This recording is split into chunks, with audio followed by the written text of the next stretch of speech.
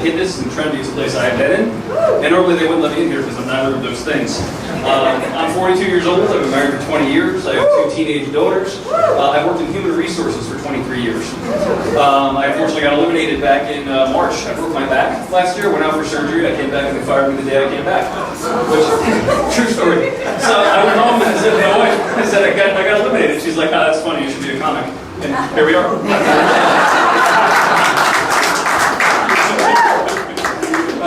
I wish that wasn't true, but it is. Human resources for a long time. That means I've met and worked with some of the worst people in the world. And it's not the employees, it's the executive level people who are the worst people in the world. The other day I was at a party and someone said, who's the worst person you met in your 23 years? And I said, it was actually a high-level executive at a Fortune 500 company. I won't say the name of the company because I don't want to get sued. But I was in the room and I met him one day, and he was a big shot of the company. I said, hey, how are you, Barry? He said, hi, Mark, nice to meet you. He said, my wedding ring? He said, you're married? I said, yep. He said, what does your wife do? I said, well, she stays home. She's raising the kids. He said, good, that's what women should be doing. Yeah, that's exactly right.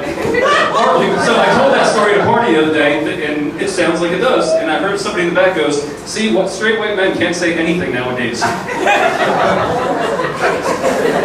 I'm looking around, who the hell said that? How did you take that from my story?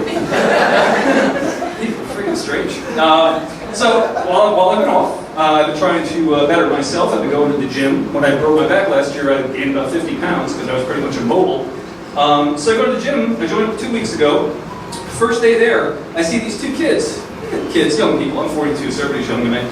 And I hear one of them say, look at that fat old man over there. And I'm like, all right, I'll give you fat, but old, come on. So, and I'm mild-mannered. I work in HR. I de-escalate situations for a living.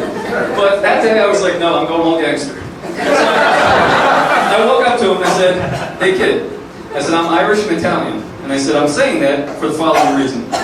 If I hear you speak about me one more time, what I'm going to do is I'm going to follow you out to your car, I'm going to follow you home, the Irish in me is going to get drunk tonight, and the Italian is going to do what he does, and he knows what to do with the body.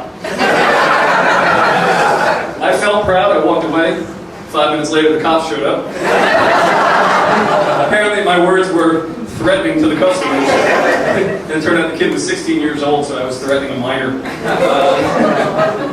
My public defender says I should get off. I think if not, I hear jail has a pretty good gym because I can't go back to the one I was at.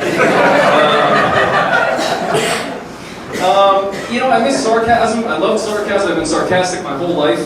When I really did break my back, and I went and saw the doctor, and he went to sit down and go over the scans with me. He said, Mark, there's no easy way to say this, but you've got a crack at the base of your lumbar spine. It's about 4 inches. We need to operate. And without missing a beat, I looked at him and I said, Doc, you got a medical degree, I don't want to fight with you, but we've all got a crack at the base of our spines called our ass. I got nothing. Deadpan just looked at me. I said, did you miss medical school that day? But I gave up sarcasm because I was sitting at the table a few weeks ago, and my oldest daughter, or youngest daughter rather, sorry, she's 16, I said, well, I'm exhausted. It was just a long day. And she looks at me and says, must be from all that not having a job. And I went to get mad. My wife puts her hand up and says, that's what you sound like to every person you've ever spoken to. And I said, oh shit, that's why I have no friends. It became crystal clear all of a sudden. On the plus side, being home, like I said, I've been getting a chance to go to the gym. I'm getting a chance to spend more time with my parents. And they're getting older, like all of our parents do. My mother in particular, she's almost 75. She'll be 75 in October. And she doesn't communicate with the outside world. She doesn't text, she doesn't call, she does everything through Facebook. And the best part is, she doesn't have her own account, because she says, oh, I don't have time for that. So for the last 8 years, she's been logging on as my dad. So last week, I posted a picture of my daughter's high school graduation. People are complimenting it as you do. And then, here comes Mom. She shows up as Lou Verley Sr. Have really bad diarrhea. Your father's got a rash. We don't know what's going to happen. We think it might be contagious. Trump is awesome. See you Sunday.